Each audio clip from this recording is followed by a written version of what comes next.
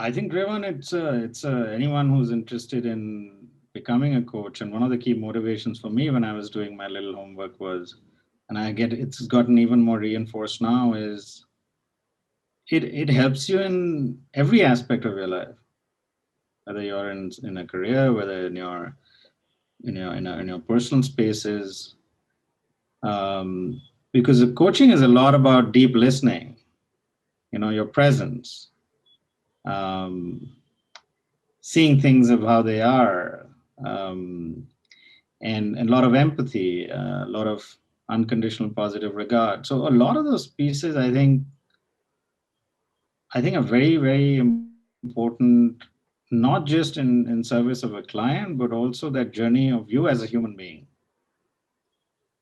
Um, so I think the journey now is not just holding space for the client, but also holding that good space in every aspect of your life as well. And I think that's I personally find it's a no regrets piece because your listening skill set, your presence skill set, your evoking awareness skill set, your just trust and safety skill set will help you in any aspect of your life. And for me, it's been one of really a space where it's helped me really understand myself better. Because if to hold space for anyone, you got to first hold space for yourself. And I think for me, the most important piece has been a journey in having a very good, deliberate relationship with myself. As I said, I was a very solution oriented person, and that was my USP, I would say.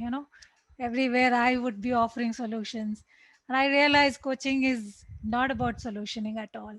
It's all about being very comfortable in not knowing, in that uncertainty, not even getting result oriented. I mean, that's one thing that has changed in my life.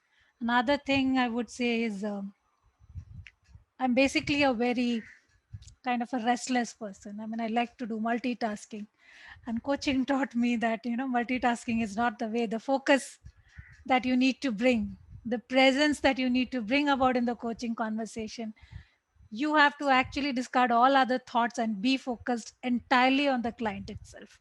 And that was a huge change personally in me. So now I become more comfortable in focusing on one thing at a time. I'm more comfortable in you know not knowing a lot of stuff, which was not the case earlier.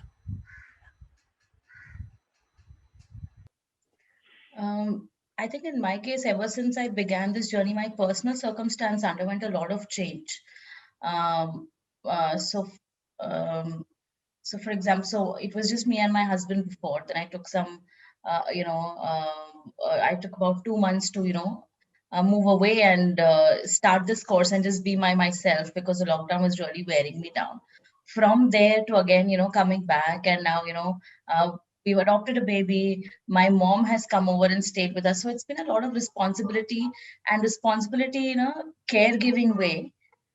So I think this journey has complemented my decisions, and it's helped me be on track and maintain my sanity through all of the decisions I was taking. It's enabled me take those decisions with clarity and conviction.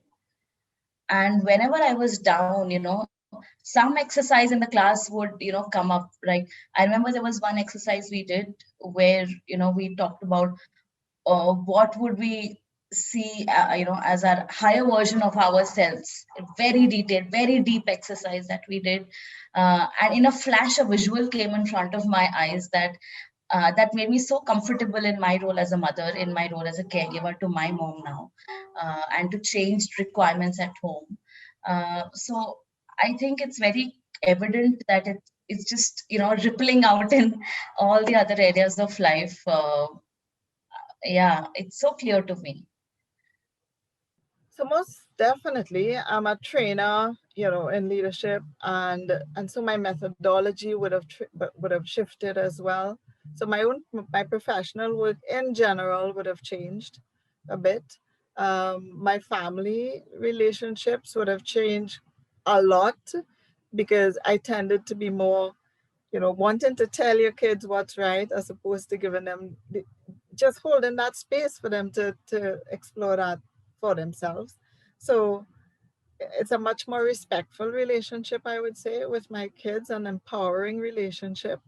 And generally all around, I love to see when people's eyes light up, I had a coaching session with my husband and his eyes light up to say, wow, I never thought I could try that. I never thought of this before, so it's just, it has shaped all areas of my life, the way I do things myself.